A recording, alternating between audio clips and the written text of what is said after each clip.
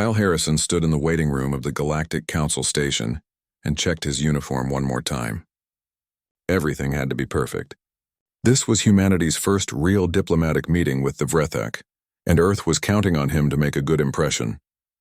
Next to him, Lieutenant Amy Carter kept her eyes on the door, alert as always. She had been assigned as his security officer, though neither of them expected any trouble today. The Vrethak were known throughout the galaxy as a powerful and ancient civilization. They had been traveling between stars for thousands of years before humans even invented the wheel.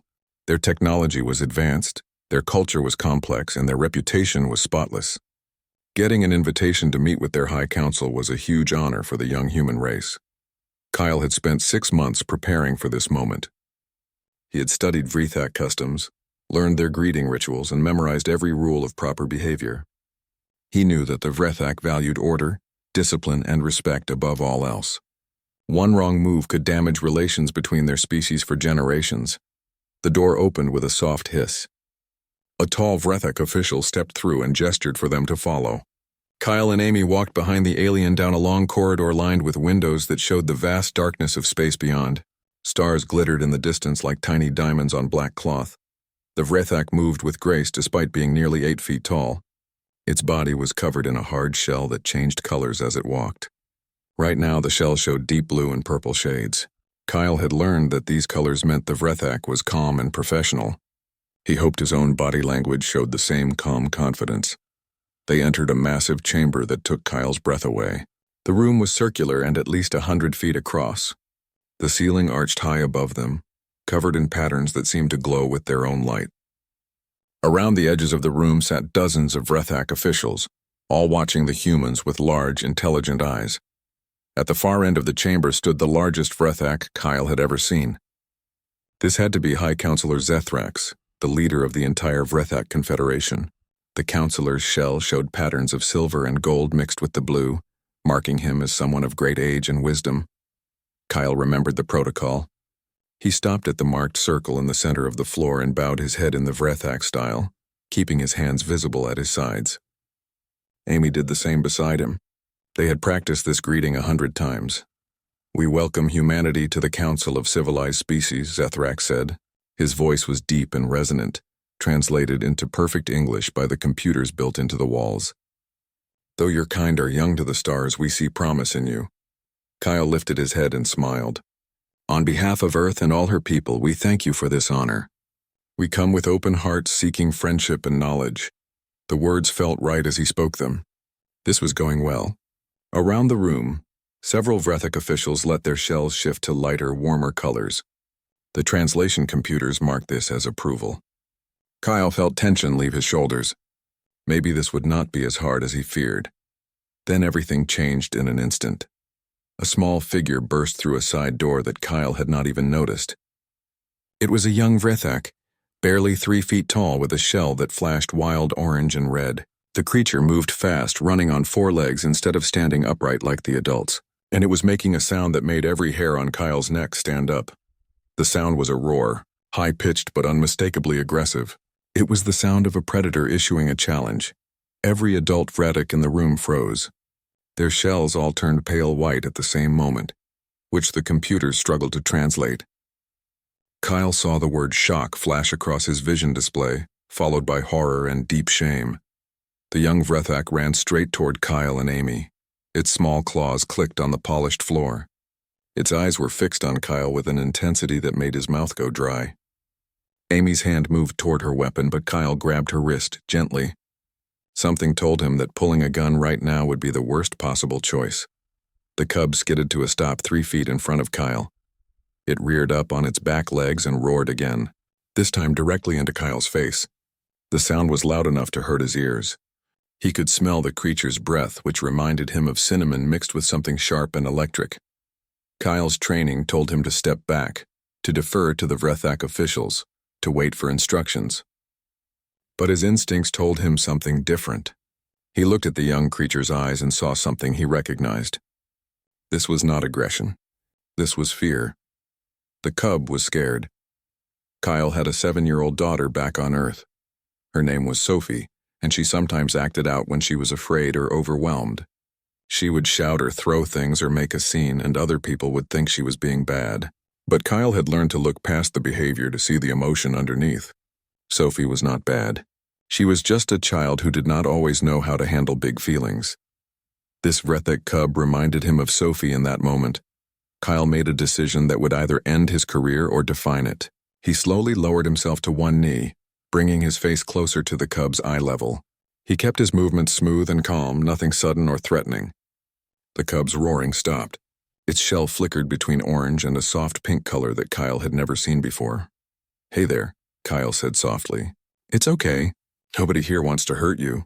The cub tilted its head to one side, studying Kyle with those large eyes. Kyle extended his hand slowly, palm up, the way he would approach a frightened dog. It was a universal gesture among Earth animals. He hoped it would work here, too. The cub stared at his hand for a long moment. Then it reached out one small limb and touched Kyle's palm. The shell was warm and smooth, like polished stone that had been sitting in the sun. The cub's shell shifted to a lighter shade of pink. Behind Kyle, someone was making clicking sounds. He recognized Zethrax's voice, though the translation system was not keeping up. The High Counselor sounded distressed, but Kyle kept his focus on the frightened child in front of him. "That's good," Kyle whispered. "See, I'm a friend. Everything is going to be fine." The cub made a small chirping sound, very different from the aggressive roar. Its shell settled into a steady yellow color. Then the creature seemed to notice something. It looked down at Kyle's feet. Kyle had removed his formal dress shoes when entering the chamber, as Vrethek custom required. He stood in plain black socks on the cold station floor. The cub stared at his feet for several seconds, its shell shifting through different shades of yellow. Suddenly, the cub turned and ran back toward the side door. Kyle stayed kneeling, confused but not alarmed. Around the room, adult Vrethak were moving now, talking in rapid clicks and whistles that the computers could not translate fast enough. Zethrax was making grand gestures with all four of his arms. Before security could seal the door, the cub returned. It was dragging something across the floor, something that left black scuff marks on the polished surface. Kyle's eyes widened as he recognized his own dress shoes. The creature had somehow found the entrance chamber where visitors left their footwear and retrieved Kyle's boots. The cub dropped the shoes directly in front of Kyle, then stepped back and made a soft chirping sound. Its shell glowed with a warm golden color that seemed to light up the whole area around it. The chamber fell completely silent. Kyle looked at his boots, then at the cub, then at the rows of adult Vrethak staring at him with expressions he could not read. Even the translation computers had stopped displaying words. The whole system seemed overwhelmed by whatever was happening. Zethrak spoke first, his voice barely above a whisper. "By the ancient lights of our homeworld, I never thought I would see this in my lifetime." Kyle carefully picked up his boots. They were slightly dusty from being dragged across the floor. "I'm sorry, I don't understand. Did I do something wrong?" "Wrong?" Zethrax's shell rippled through a dozen colors in rapid succession. "Ambassador Harrison, you have just witnessed something that has not occurred in 6,000 years of Vrethak civilization. My grandchild has performed the offering of comfort to Pack." "Pack?" Amy asked, speaking for the first time since entering the chamber. The High Counselor moved closer, his massive form surprisingly gentle as he approached. "It is an ancient custom from before we became civilized. When predators formed bonds with those outside their immediate family, the young ones would bring items of comfort to show acceptance. It exists now only in our oldest stories and myths." Kyle looked down at the young Vrethak, who was watching him with bright, happy eyes. The cub's shell continued to glow that warm golden color. "So this little one was trying to help me?" "More than help," Zethrax said quietly. "My grandchild has claimed you as family." 3 hours after the incident with the Vrethak cub, Kyle sat in the human quarters assigned to him on the station. His hands were shaking slightly as he held a cup of coffee that had gone cold. Across from him, Amy worked on her tablet, writing the official report that would be sent back to Earth. Neither of them had spoken much since leaving the council chamber. The meeting had ended abruptly after the cub brought Kyle his boots. Zethrax had made brief apologies and asked for time to consult with other officials. Kyle and Amy had been escorted back to their quarters by a very nervous Vrethak guard who would not meet their eyes. The guard's shell had stayed pale gray the entire walk back. "How do you write this up?" Amy asked, finally breaking the silence. Do I say that a baby alien performed an ancient ritual on you? That you got adopted by accident during first contact? Kyle set down his coffee cup. Write exactly what happened. Don't try to interpret it. Just the facts. We walked in, the cub appeared, I calmed it down, it brought me my boots. And the High Counselor said something about ancient customs. The people back home are going to think we're making this up. I know. Kyle rubbed his eyes. He had not slept well the night before, too nervous about the meeting. Now his exhaustion was catching up with him. But it happened, all of it. And now we have to figure out what it means. Amy saved her work and looked up at him. The way that Zethrax reacted, this was not a small thing. He looked like someone had just rewritten his entire worldview. Did you see how all the other Vrethak responded? Their shells went white.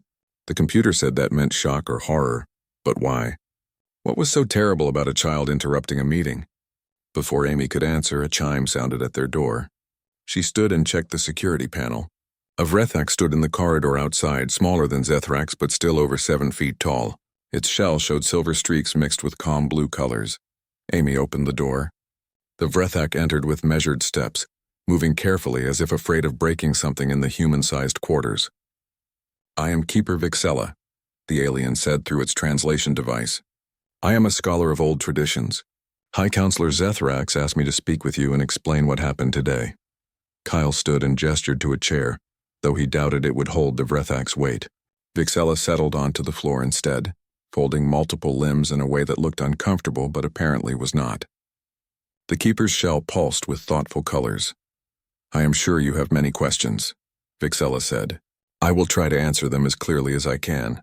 But first you must understand something about my people. We were not always civilized creatures who build ships and attend councils. Most species evolved from simpler forms, Kyle said. Humans were hunter-gatherers for most of our history. Vixella's shell brightened slightly. Yes, I have read about your species. Persistence hunters who chased prey for days until it collapsed from exhaustion. Fascinating. But the Vrethak were different. We were apex predators, the top of the food chain on our world. We hunted in family groups and competed with other predator species for territory and resources. Amy leaned forward. So you were like lions or wolves on Earth? Similar, yes. And like those animals, we had complex social structures within our family groups. The young had to learn their place, had to understand who was safe and who was dangerous. This learning process involves specific behaviors that are coded into our biology even now, millions of years later. Kyle thought about the cub's roar. The challenge. The little one was testing me. Exactly, Vixella said. Vrethak cubs go through a phase where their ancient instincts become very strong. They will roar at adults to test reactions. In our modern society, this is managed within families. In private, it is considered very bad behavior to let a cub challenge strangers, especially in formal settings. That's why everyone looked so horrified, Amy said.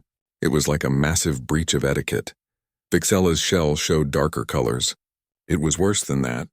High Counselor Zethrax is young Vrethkor's grandparent. For his own grandchild to lose control during the most important diplomatic meeting in decades brings tremendous shame to his entire bloodline. His political career may be finished because of this incident. Kyle felt sick. I don't want anyone to suffer because of what happened. The cub was just scared. Anyone could see that. And that is what makes your response so remarkable, Vixella said. The Keeper's shell brightened again. You saw fear when others might have seen aggression. You chose to calm the cub rather than defend yourself or retreat. In doing so, you spoke to instincts that are older than our civilization. I don't understand, Kyle said. I just did what felt right. Vixella shifted position and Kyle heard the translator device working to find the right words. In ancient times, when a Vrethak cub challenged an adult from outside the family, the response determined everything. An aggressive response meant the stranger was an enemy, a threat to be avoided or fought. A retreat meant the stranger was weak, not worth respecting. But a calm, gentle response meant something very different. It meant the stranger was safe, Amy said quietly. More than safe. It meant the stranger understood the ways of predators. It meant they could be trusted. It meant they might be worthy of joining the extended pack. Vixella's shell showed colors that Kyle could not interpret. What you did, Ambassador Harrison, was display what we call predator wisdom. You showed that you understand the difference between true danger and a frightened child acting. Out. Kyle thought about his daughter Sophie back on Earth. How many times had he needed to stay calm when she was having a bad day? How many times had other people told him she was being difficult, when really she just needed someone to understand her feelings? So the cub recognized that I was not a threat, Kyle said. Yes, but then came the truly unprecedented part, the offering of comfort to Pack. Vixella's shell went through a complex pattern of colors. Ambassador. This behavior has not been seen in modern Vrathak society for over 6,000 years. It exists only in our oldest historical records and mythological stories. Amy pulled up something on her tablet. I've been reading the cultural briefings while you were talking. It says here that the Vrathak have been civilized for 8,000 years. You're saying this ritual is from before that time? From the very edge of our pre-civilization period, yes. When different predator groups began forming alliances, when we started to become more than just hunting packs, the young ones played a crucial role in these alliances. They would bring items of comfort to strangers their elders had accepted, cementing the bond between groups. Kyle looked at his boots, which sat by the door where he had placed them. Simple black leather dress shoes polished to a mirror shine. Standard diplomatic footwear. Nothing special except that a frightened alien child had dragged them across a station floor to bring them to him. The cub noticed my feet were cold, Kyle said. I was standing in socks on that freezing floor and Vrethkor saw that and tried to help. Precisely. And in doing so, the cub enacted a ritual that speaks to the deepest part of what it means to be Vrathak. We are predators, yes. We are hunters. But we are also pack animals who care for our own. When Vrethkor brought you those boots, my grandchild was saying that you are pack now. You are family. The room fell silent. Kyle tried to process what this meant. He had come here to shake hands and sign trade agreements. Instead, he had been adopted into an alien family through an ancient ritual that even they had forgotten existed. What happens now? Amy asked. What are the implications of this? Vixella's shell showed uncertain colors. That is what the council is debating right now. Nothing like this has ever happened before. We have protocols for trade negotiations, for territory disputes, for technology exchanges. We have no protocol for what to do when a cub claims an alien ambassador as family through a ritual from our prehistoric past. Are we in trouble? Kyle asked. Did I break some law or custom? No, Vixella said quickly. You did nothing wrong. If anything, you did everything right. The problem is not with your actions, but with what they mean. Young Vrethkor saw something in you that triggered instincts we thought were long buried. The cub recognized you as a fellow predator, as someone who could be pack. Amy stood and walked to the window. Outside, stars turned slowly as the station rotated. You're saying that this cub sees humans as the same kind of species as the Vrathak. Not as prey, not as competitors, but as potential family. That is exactly what I am saying. And if a cub can recognize this truth at an instinctive level, then perhaps it is a truth the adults need to acknowledge as well. Vixella rose from the floor, unfolding to full height. The council meets again tomorrow morning. High Counselor Zethrax has requested that you attend. He wants to discuss what this means for relations between our species.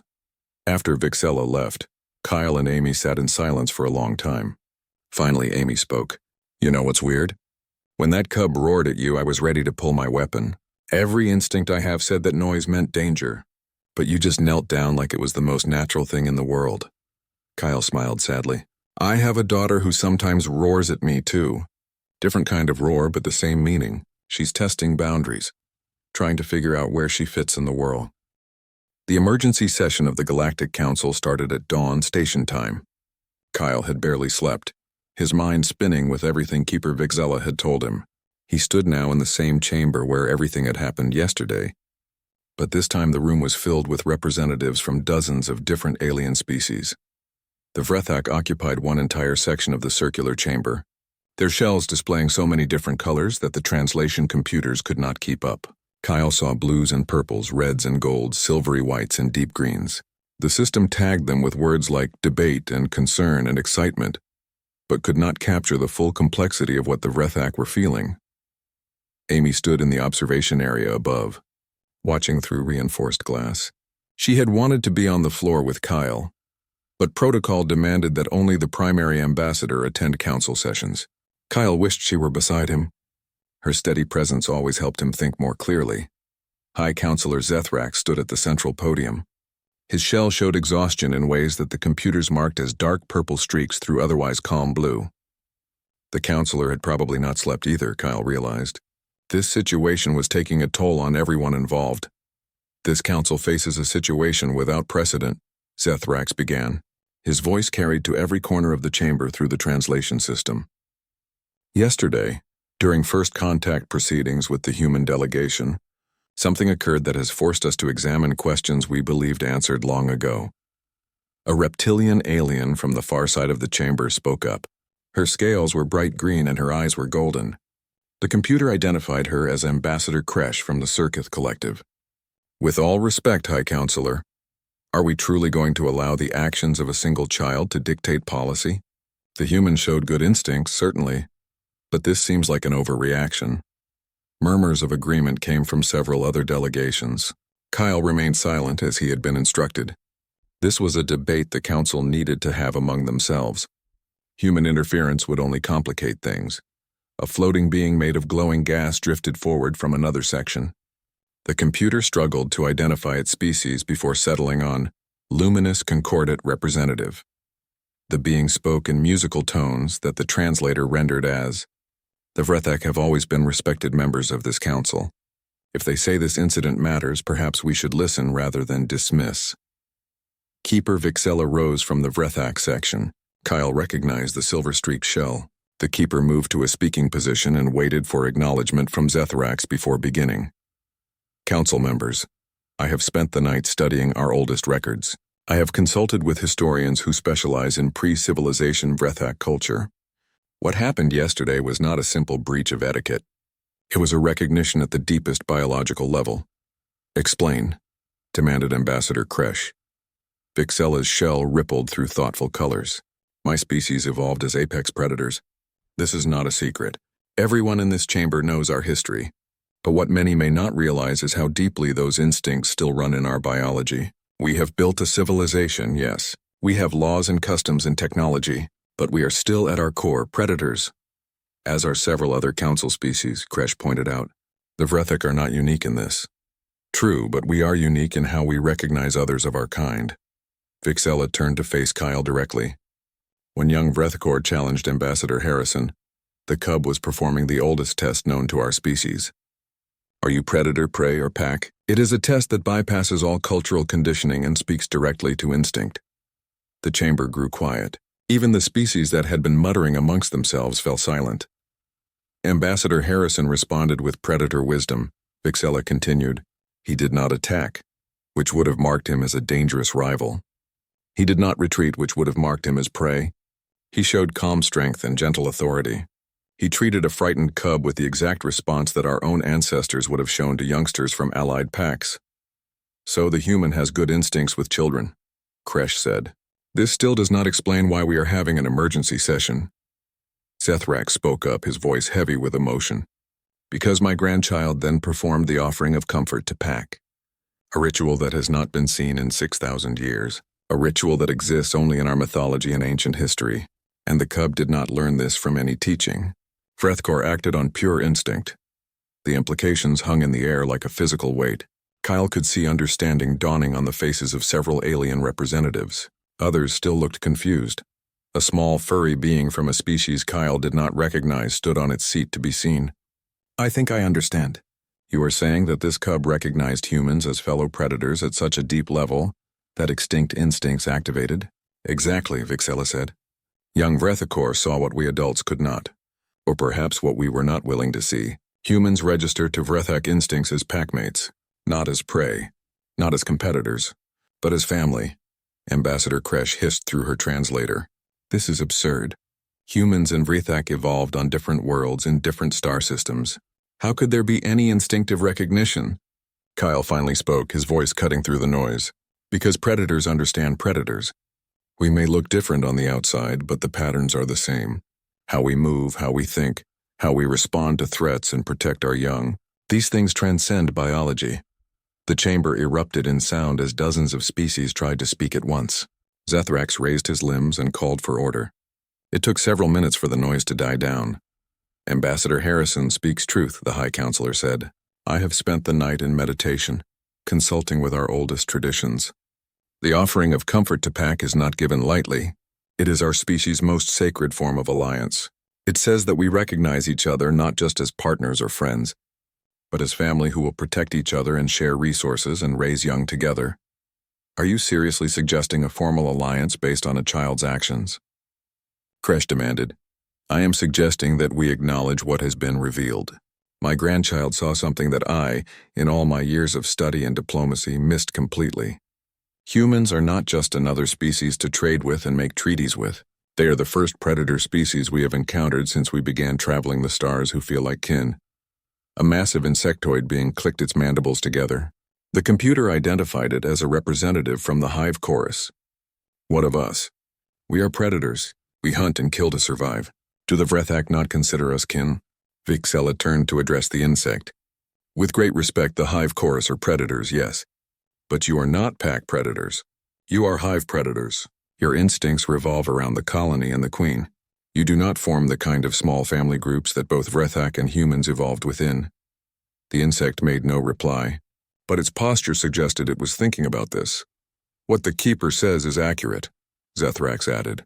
Most predator species in the council evolved either as solitary hunters or as hive collective hunters. The Vrethak have always felt somewhat isolated in our social structure. We are pack animals who hunt together, protect each other, and raise young communally. Until now, we thought we were unique in this among spacefaring species.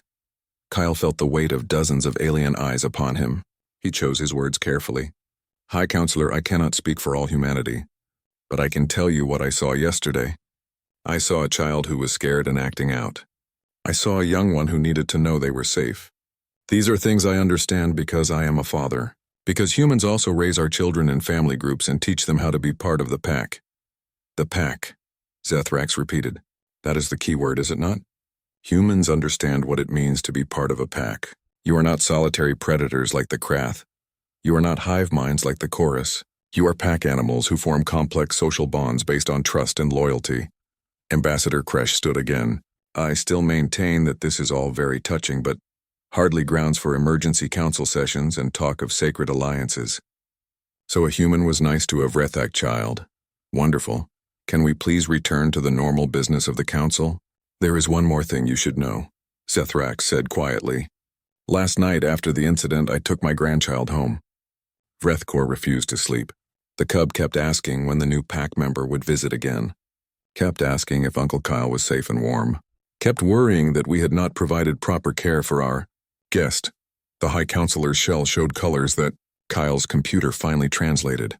Correctly, deep love mixed with profound concern. Explained to Vrethkor that Ambassador Harrison was not actually family, that what happened was unusual and complicated. My grandchild looked at me with those big eyes and asked why I was lying. Asked why I would deny what was so obviously true. Asked why adults always made simple things complicated. Several beings in the chamber made sounds that Kyle interpreted as amusement or sympathy. Even Ambassador Kresh seemed less hostile. My grandchild is right, Zethrax continued. We adults do make simple things complicated. A cub saw a truth that we have been blind to. Humans and Vrethak are kin in ways that matter more than. The council debated for 6 hours straight. Kyle stood in the center of the chamber the entire time, listening as dozens of species argued about the meaning and implications of what had happened. Some saw it as a beautiful moment of connection between species. Others worried about setting precedents based on emotional reactions rather than careful policy. A few seemed genuinely confused about what all the fuss was about. Ambassador Kresh from the Circuit Collective remained the loudest voice of skepticism. I simply cannot accept that we should restructure diplomatic relations based on a child bringing someone their shoes. Next, you will tell me that we should form alliances based on who shares their lunch. Is that not how true friendship begins? Asked the representative from the luminous Concordat. Small acts of kindness that reveal character. Friendship is not the same as formal alliance, Kresh shot back. The Vrethak are allowing sentiment to cloud their judgment. Zethrax had remained mostly silent during the debates, letting other council members speak their minds. But now the High Counselor rose to his full height and his shell flashed with colors that made the entire chamber pay attention. Ambassador Kresh, you accuse us of sentiment. Perhaps you are right. But tell me, what is civilization built on if not sentiment? What are laws but codified versions of how we feel about right and wrong? What are alliances but agreements between beings who have chosen to care about each other's survival? The reptilian ambassador had no immediate response. My people have been part of this council for 3,000 years, Zethrax continued. In all that time we have signed treaties with hundreds of species. We have traded resources, shared technology, and worked together on countless projects. But I will tell you a truth that perhaps we have been afraid to speak aloud. In all those centuries we have never felt truly understood. The Vrethak section of the chamber rippled with colors that showed agreement. Other Vrethak officials were nodding, their shells displaying emotions that Kyle's computer struggled to translate. We are predators in a council dominated by prey species, Zethrax said. We do not mean this as criticism. The prey species of the galaxy have built something beautiful here. They have created a civilization based on cooperation and mutual protection, but they look at us and see danger even when they trust us. They see our hunting past and our predator instincts, and they are always, on some level, afraid. A small rabbit-like being from the Warren Collective stood up. High Counselor, we have never treated the Vrethak with anything but respect. I know, Zethrax said gently, and we appreciate that respect. But respect is not the same as understanding. You respect us despite our predator nature, not because of it. You have learned to work with us, but you will never truly understand what it means to be pack. The High Counselor turned to face Kyle. But yesterday, my grandchild met someone who does understand. Someone who looked at a roaring, aggressive cub and saw a frightened child instead of a threat. Someone whose first instinct was to offer comfort rather than defend or retreat. That is predator wisdom. That is pack thinking. Kyle felt every eye in the chamber on him. He had been standing silent for so long that his legs were starting to ache. But he understood that this moment was bigger than his personal comfort. Ambassador Harrison, Zethrax said formally, I must ask you a question and I need you to answer honestly. When my grandchild roared at you, what did you feel? Kyle thought carefully about his answer. At first I felt startled. The sound was loud and unexpected. But then I looked at the cub's eyes and I saw fear. I have a daughter back home who is 7 years old. Sometimes when she is scared or overwhelmed, she acts out. She might yell or cry or say mean things. But I learned that the behavior is not the real problem. The fear underneath is what needs addressing. And when Vrethakor brought you your boots, I felt touched, Kyle admitted. This little one noticed that I was uncomfortable and tried to help. That is empathy. That is caring about another being's well-being. It is one of the most beautiful things any person can do, human or Vrethak or any other species. Zethrax's shell glowed with warm colors. You see? This is what I mean. Ambassador Harrison did not need cultural briefings or diplomatic training to respond appropriately. He simply acted from his nature as a pack predator who cares for young ones and recognizes family bonds. A new voice spoke up from the section reserved for observer species. If I may, High Counselor, I am Dr. Helen Brooks, xenobiologist from Earth. I have been following this debate with great interest. Kyle turned to see a woman in her 50s with gray hair and sharp eyes step forward from the human observation area. He had not realized there were other humans present besides Amy. Please, Dr. Brooks, Zethrax said. Any insight would be valuable. Helen walked to the center of the chamber to stand beside Kyle. I study how different species interact and communicate. What I find fascinating about this incident is not just that Ambassador Harrison responded well to a Vrethak cub. It is that his response was so fundamentally correct despite having no knowledge of Vrethak biology or instincts. What do you mean? Asked Ambassador Kresh. I mean that humans and Vrethak appear to share deep behavioral patterns despite evolving on separate worlds. Both species are social predators who form strong family bonds. Both raise young communally and teach them through a combination of discipline and affection. Both have complex emotional lives centered around concepts of loyalty, protection, and belonging to a group. Helen gestured to the assembled aliens. Most species in this chamber evolve different survival strategies. Hive species like the chorus think in terms of collective good. Solitary species like the Krath value independence and personal territory. Prey species like the Warren Collective build safety through numbers and cooperation. All valid strategies, but pack predators like humans and Vrethak have a specific worldview that the others might not fully grasp. And what worldview is that? The Luminous Concordat representative asked. That family is chosen, not just inherited, Kyle said, suddenly understanding. That the pack is built through trust and loyalty, not just blood relation. That protecting the young is the highest responsibility any adult has, regardless of whose young they are. Exactly, Helen said. When Ambassador Harrison knelt before that cub, he was not just being diplomatic. He was acting on instincts that humans have carried for hundreds of thousands of years. Instincts about how pack members treat each other's young. Zethrax's shell showed intense interest. Dr. Brooks, are you suggesting that humans and Vrethak have parallel evolution in social structure? I am suggesting exactly that. You both evolved complex pack dynamics because you both face similar environmental pressures. Predators who hunted alone starved when prey was scarce. Predators who worked together survived and thrived. Over time, the biological imperative to cooperate became as strong as the imperative to hunt. The chamber erupted in discussion again. This time the tone was different, more curious and less argumentative. Kyle saw several species consulting with their own delegation members, pulling up data on their tablets and displays. Keeper Vixella spoke up. If this is true, if humans and Vrethak share fundamental social patterns, then young Vrethkor's recognition of Ambassador Harrison was not a fluke. The cub's instincts correctly identified someone who operates on the same basic principles as our own people. Which brings us back to the central question, Zethrak said. What do we do with this knowledge? How do we proceed?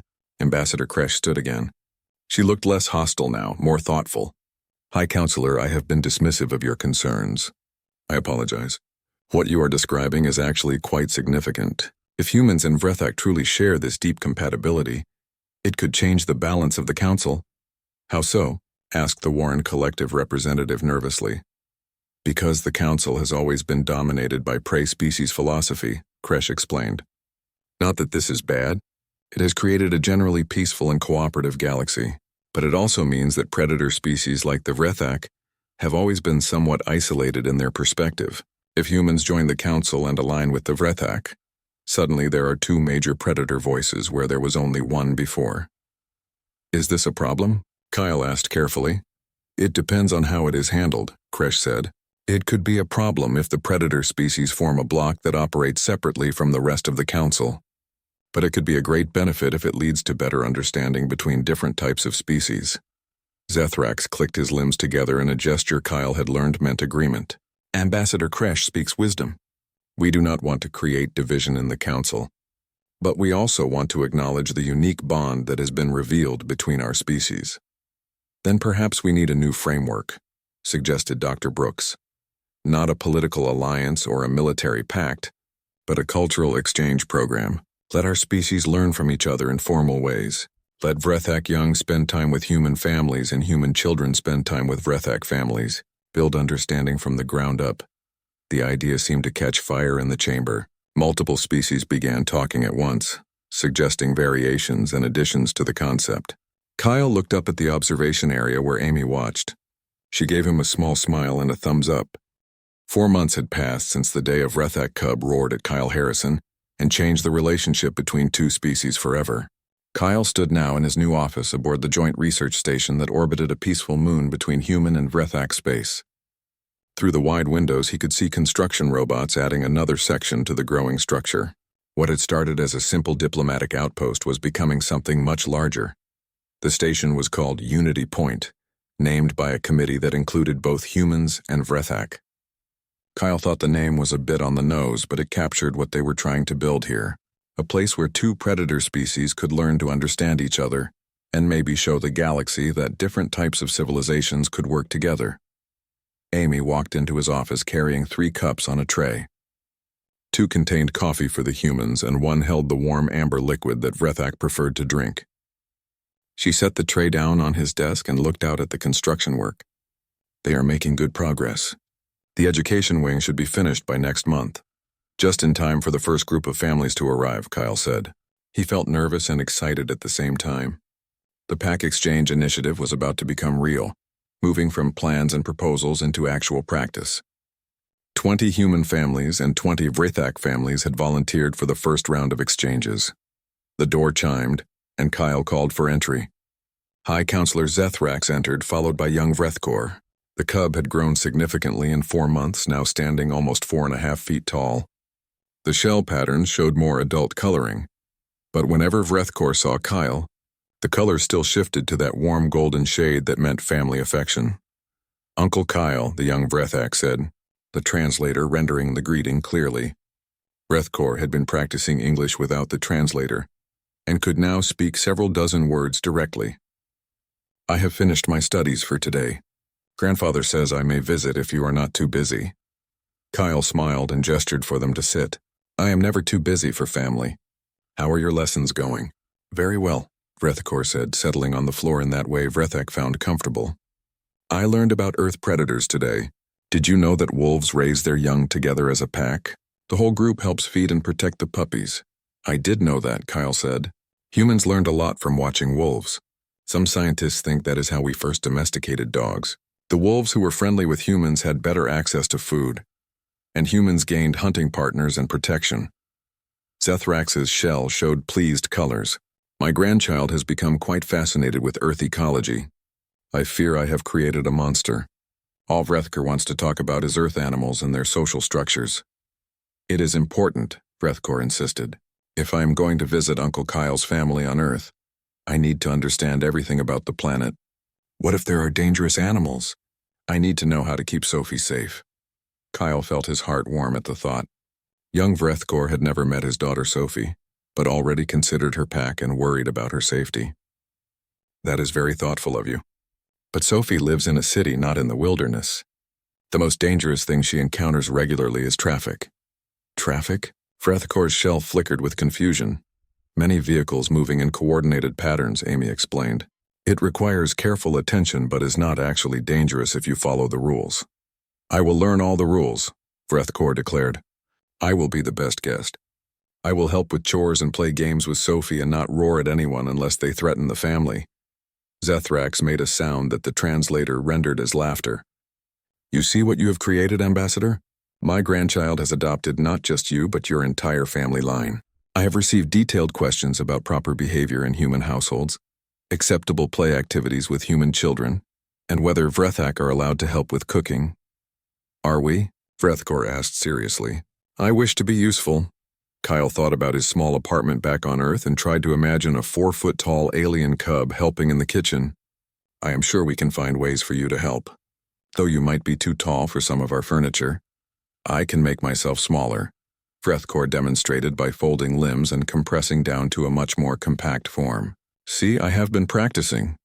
"Very impressive," Kyle said with genuine admiration. "I think you and Sophie are going to be great friends." Zethrax's expression grew more serious. "There is something I wish to discuss with you, Ambassador. The official exchange program begins in 6 weeks. My family has been selected as one of the Vrethak participants, as has yours on the human side." "I know," Kyle said. "Sophie has been counting down the days. She has already picked out which room will be Vrethkor's and started planning activities." "Yes, well, there is a complication." Zethrax paused. "Or perhaps not a complication, but something we need to address. The original plan was for Vrethkor to spend 1 month with your family on Earth, while your daughter spent 1 month with us on the Vrethak homeworld. However, my grandchild has requested a modification to this arrangement." Vrethkor spoke up eagerly. "I want Sophie to come with me when I visit Earth, and I want to go with her when she visits the Vrethak homeworld. We should stay together." Kyle exchanged glances with Amy. "That is not how the program was designed. The idea was for children to experience life in a different culture, without the safety net of having their own people present." "I understand the reasoning," Zethrax said, "but consider what my grandchild is suggesting. Rather than treating this as humans visiting Vrethak and Vrethak visiting humans, Vrethkor is proposing that he and Sophie be a unit, a small pack of their own, visiting both cultures together." Amy leaned forward. "That actually makes sense from a pack perspective. Young predators often explore in small groups. Having a trusted companion might help both children feel more secure, while still being challenged by new experiences. Plus, we can protect each other," Vrethkor added.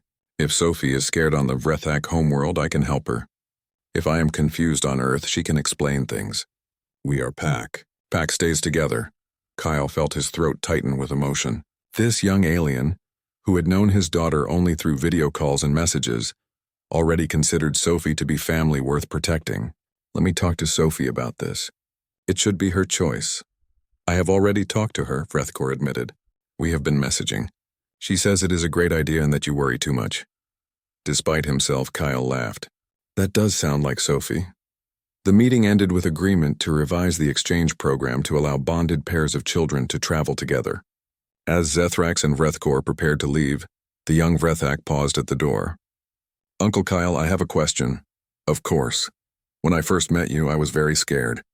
I did not understand why I was so drawn to you, why my instincts said you were safe when you were so strange and different. Now I understand. You are Pack. But I wonder, did you know, when you knelt down and offered your hand, did you know that we would become family? Kyle thought about that moment in the council chamber, about the frightened cub roaring at him, about the decision to respond with gentleness instead of fear. No, I did not know. I just saw a child who needed kindness. But maybe some part of me recognized you too. Maybe predators always recognize other predators, even across different biologies. I am glad I roared at you, Frethkor said simply. It was the best decision I ever made. After they left, Amy sat down across from Kyle's desk. This is really happening. Our species are about to become deeply intertwined in ways that go beyond politics or economics. Scary, is it not? Kyle said. Terrifying, Amy agreed. But also wonderful. Do you think this would have happened if you had responded differently that day? If you had stepped back or called for security?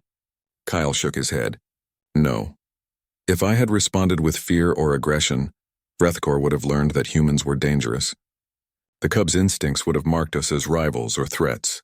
We would have signed our trade agreements and maintained professional relations, but this deeper bond would never have formed. So everything changed because you saw a scared kid instead of an alien threat. Everything changed because I am a father, Kyle corrected, because I know that children act out when they are afraid, and the right response is patience, not punishment. 3 days later, Kyle took a transport ship back to Earth for a brief visit. He had not seen Sophie in person for 5 months, though they talked through video calls almost every day. She was waiting at the spaceport with her mother, bouncing on her toes with excitement. When Sophie saw him, she ran forward and crashed into his arms. Kyle lifted her up and spun her around the way he used to when she was smaller. She was getting too big for this really, but he was not ready to stop yet. Dad, you are famous, Sophie said as he put her down. Everyone at school knows about you and the Vrethak. My teacher made me do a presentation about it. I hope you told them the truth, that I just did what any parent would do. I told them you were brave and kind and that you made friends with an alien by being yourself. Sophie grabbed his hand. Come on, I want to show you what I have been working on. Back at their apartment, Sophie led him to her room. One wall was now covered with drawings and printouts about the Vrethak.